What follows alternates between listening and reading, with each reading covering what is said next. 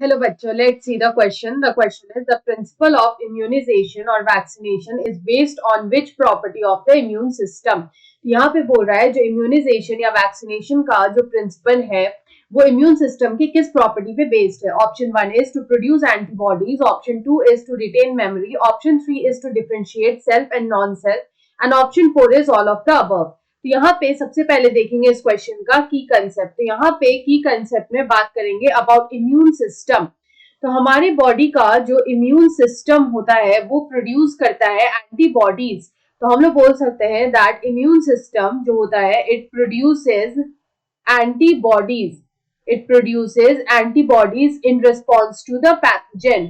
In response to the pathogen. Pathogen का जो pathogen जब बॉडी में एंटर करता है तो उसके रिस्पॉन्स में जो है हमारा बॉडी इम्यून सिस्टम जो है वो एंटीबॉडीज को डेवलप करता है to protect the body.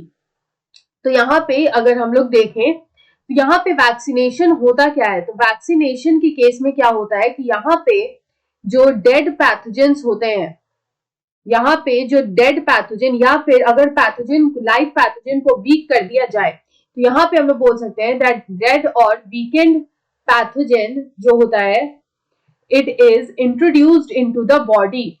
It is introduced into the body.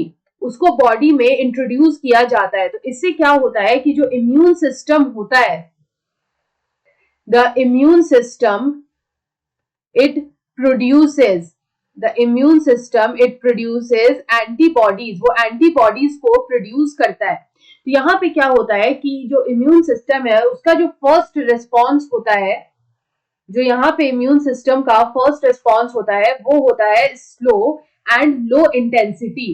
Slow भी होता है और लो इंटेंसिटी का भी होता है.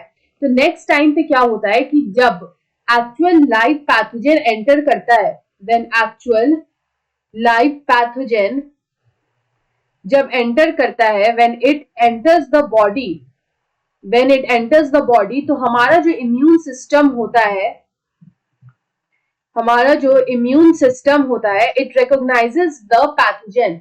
वो पैथोजन को रिकॉग्नाइज करता है. एंड यहाँ पे जो सेकेंड रिस्पॉन्स होता है इम्यून सिस्टम का, जो सेकेंड रिस्पॉन्स होता है वो होता है fast.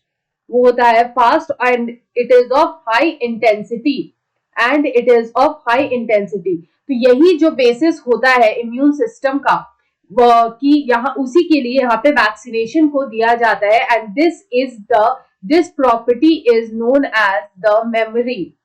This property is to retain memory. तो हमारे इम्यून सिस्टम का जो प्रॉपर्टी होता है टू रिटेन मेमोरी वही यहाँ पे यूज किया जाता है.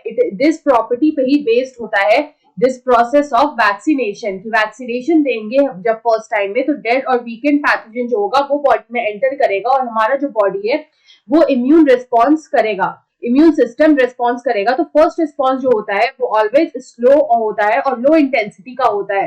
तो यहाँ पे जब एक्चुअल लाइव पैथोजन जब बाद में एंटर करता है बॉडी, तो यहाँ पे जो इम्यून सिस्टम का जो सेकेंड रिस्पॉन्स होता है वो फास्ट भी होता है और हाई इंटेंसिटी का भी होता है. एंड दस the body is protected from the disease. तो यहाँ पे अगर इस क्वेश्चन का करेक्ट आंसर देखें तो ऑप्शन 2 में लिखा है to retain memory. So option 2 is the right answer. I hope you understood it well. Best of luck.